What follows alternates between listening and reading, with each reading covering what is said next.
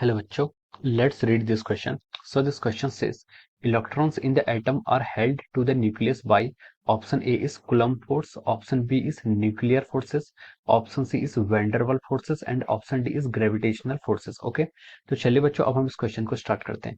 तो देखिए बच्चों इस क्वेश्चन का की कॉन्सेप्ट आप क्या लिख सकते हैं। The key concept of this question इस क्वेश्चन में हमें ये बताना है कि जो आपके इलेक्ट्रॉन्स हैं वो एटम में किस फोर्सेस से क्या करते हैं, बॉन्ड होते हैं। ओके, तो इस क्वेश्चन का की कॉन्सेप्ट आप देखिए, एटम्स लिख लीजिए। ओके, या फिर एटॉमिक मॉडल लिख लीजिए। Atomic model is the key concept of this question. Okay, atomic model is the key concept of this question. Okay, अब देखिए देखिए जो आपका एटम्स होता है, एटॉमिक मॉडल है क्या? एटॉमिक मॉडल आपका है कि ये आपका मान लीजिए क्या है, दिस इज अवर, ये आपका ऑर्बिट है, ये आपका न्यूक्लियस है, दिस इज अवर न्यूक्लियस, ये क्या आपका न्यूक्लियस है।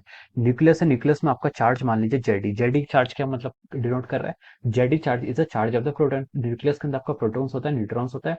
तो उसका जो न्यूट्रॉन्स का चार्ज तो कुछ होता नहीं था, टोटल चार्ज क्या होता है? Charge of protons. प्रोटॉन्स के चार्ज को हमने जेड ई मान लिया है। ओके, अब देखिए इसमें क्या होता है, आपके इलेक्ट्रॉन्स क्या करते हैं, यहाँ पर ऐसा रिवॉल्व करते हैं। ये क्या करते हैं, आपके इलेक्ट्रॉन्स क्या करते हैं, इसमें रिवॉल्व करते हैं।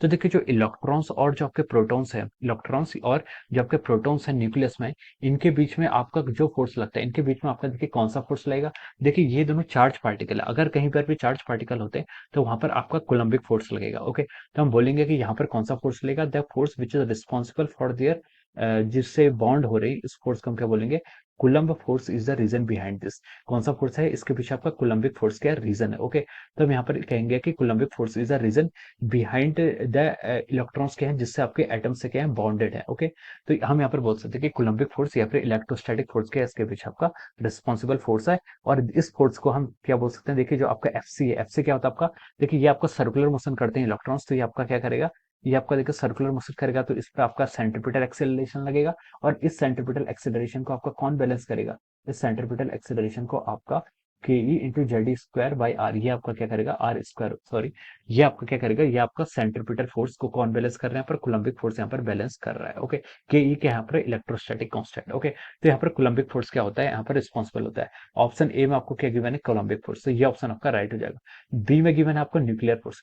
न्यूक्लियर फोर्स आपका सिर्फ न्यूक्लियस के इनसाइड लगता है। ओके, तो ये ऑप्शन क्या हो जाएगा, रॉन्ग हो जाएगा। हमसे क्वेश्चन में इलेक्ट्रॉन्स के लिए पूछा है।